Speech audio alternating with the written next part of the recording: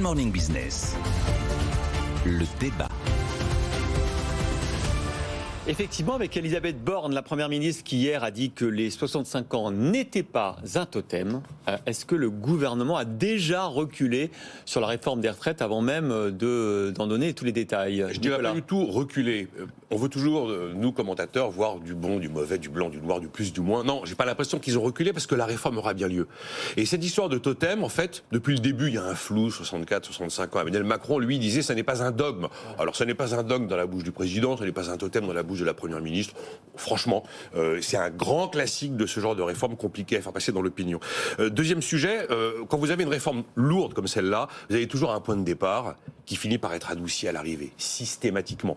Et on sait bien qu'on n'arrivera pas à 65 ans, qu'il y aura des éléments de pénibilité, de carrière longue pour les seniors, qu'on va bien marteler le fait que la retraite minimum est passée de 1100 à 1200 euros. Troisième élément, la réforme ne passe pas s'il n'y a pas le soutien des LR au Parlement. Et donc, en fait, on est petit à petit en train de s'aligner sur la position des LR qui serait plutôt 64 ans et accélération de l'agenda de la réforme Touraine. Alors après, l'autre événement d'hier, c'est le fait d'avoir reculé sur le fameux décret sorti avant Noël, là, sur le durcissement de la réforme de l'assurance chômage en dessous des 6%. J'en viens à me demander si on n'a pas mis ce décret uniquement pour pouvoir le retirer début janvier. Vous voyez, on le met pour énerver. Oui, sauf que ça donne l'impression d'un gouvernement qui... Alors là, je suis d'accord. Qui plie les chines un peu. Hein. Je dis, ça peut être un décret qu'on a sorti de manière en plus avec une méthode quand même qui est contestable parce que là, il n'y a eu aucune concertation pour pouvoir mieux le retirer et pour pouvoir calmer tout le monde. Ça peut être aussi une belle boulette politique comme ça, comme il en existe. Hein. Vous connaissez le théorème de Madelin. En politique, entre le machiavélisme et la connerie, choisissez toujours la connerie. Et c'est souvent, ça se vérifie. Après, en plus, ce décret prévoyait qu'on durcissait sous 6% de chômage. Mais ce décret, il ne couvre que 2023. Ouais, on ne va pas passer sous les 6% de bureau. Donc ça ne sert absolument à rien.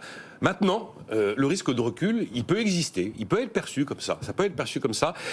Et là, c'est vrai que ça peut devenir un carburant, finalement, pour les mobilisations. Parce que si c'est vendu et perçu comme un recul du gouvernement, si on recule avant même de mettre le pied sur le ring, ça veut dire qu'à partir du moment où on a le pied sur le ring, on renonce. Et ça peut être un carburant pour la mobilisation en se disant, allons-y franchement, parce que c'est même pas la peine d'être dans la rue pour avoir un premier pas en arrière. Allons dans la rue et cette fois-ci, on n'aura plus de pas du tout. Bon, Jean-Marc, reculade ou pas? Jean-Marc. Oui, absolument. Noël a bien dit Jean-Marc. J'ai bien dit Jean-Marc. Oui, c'est lui. Et je me suis senti concerné. Et donc, et c'est à vous. Et donc, j'ai trouvé, dans ce que vient de dire Nicolas, une formule très intéressante. La réforme se fera. Ah bon? Bah oui. Je pense qu'effectivement, c'est plus qu'une reculade. C'est une capitulation à race campagne. C'est un canossa complet, ce qui se passe en ce moment. Ah oui. On commence par prendre des décrets en disant vous allez voir ce que vous allez voir sur l'assurance chômage. Quelqu'un fait boue dans la pièce. Oh, on retire le décret. Mais vous pensez qu'on ne va pas aller au bout du tout, en fait? Je pense que tel que c'est parti, les médecins vont avoir 50 € bientôt dans leur escarcelle et on va recréer une commission, un groupe de réflexion. On va redécouvrir que M. François Bayrou est haut commissaire au plan. Il est tellement haut, on le voit pas d'ailleurs. Donc voilà, on va le sortir de ses zones stratosphériques pour lui demander un avis. Et puis, on va gagner du temps. Et vous croyez, parce qu'elle a quand même redit hier, Elisabeth Borne, que ça serait présenté au Conseil des ministres le 23 janvier quand même. Oui, j'entends bien, mais je pense que les deux grands mots de ce gouvernement, c'est procrastination et palinodie. Palinodie. Oui, c'est-à-dire retour. J'apprends tous les jours, moi, Jean-Marc. Alors, procrastination, c'est on passe son temps à retarder les choses. Et palinodie, on revient systématiquement en arrière sur les décisions que l'on a prises. Et donc, je pense que ce gouvernement est mort. Ce que j'ai trouvé intéressant dans cette affaire, c'est quand même le fait que dans les stratégies qui sont les stratégies de communication, vous savez, good cop, bad cop, le président de la République, le Premier ministre. En général, le méchant, c'est le Premier ministre. Et il dit, si on ne se met pas d'accord, vous allez voir, avec le président de la République, ça peut être encore pire. Et puis le président de la République passe par derrière en disant, bon, écoutez, moi, je suis là pour essayer d'apaiser l'unité nationale et tout ça. Il fait quelques concessions. Là, quand vous reprenez le discours d'Emmanuel Macron lors de ses vœux et quand vous prenez les discours de Madame Borne hier devant France Info, vous apercevez qu'ils ont en plus inversé le rôle. On a l'impression que le méchant, c'est le décideur ultime et que le gentil, c'est le numéro 2. Donc tout ça est confus, approximatif. Donc, confus, j'admets, oui. Non, mais ça, si. Non, il y en a un qui croit à la réforme des retraites et l'autre plus du tout. Non, mais moi, c'est fini. Je peux vous dire, ça va y aller. Non, mais moi, je pense que Jean-Marc se trompe pour une raison très technique, c'est que s'il y avait, pas une reculade, mais un renoncement, la réforme n'a pas lieu. pas l'inodie. On a déjà vu. À ce moment-là, à mon avis, c'est le taux à 10 ans qui va bouger très vite, beaucoup trop vite, pour que ce soit insupportable pour les finances publiques. Je vous rappelle qu'on a touché les 3%. 3%, ça veut dire que, en service de la dette, on va avoir l'équivalent du budget de l'éducation nationale et de l'enseignement supérieur réunis. On commence à être lourdeau.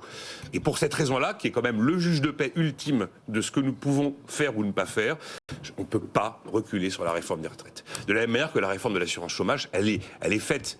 Cette histoire de 6%, c'est plus, à mon avis, une boulette qu'une stratégie politique. Ça n'avait aucun sens, bien sûr, mais celle-là, elle est vraiment engagée. Bon. Écoutez, les paris sont ouverts. Là, au moins, les positions sont claires. Moi, je vous dis, 63 ans, plus clause de revoyure en 2027 et accélération de l'agenda Touraine. Ça peut être un point d'arrivée qui calme tout le monde. Est-ce que ça serait une réforme des retraites, ça ?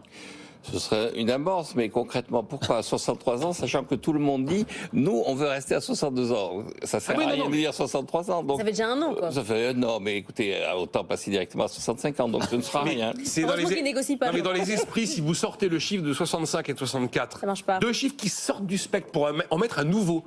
Donc, qu'on a.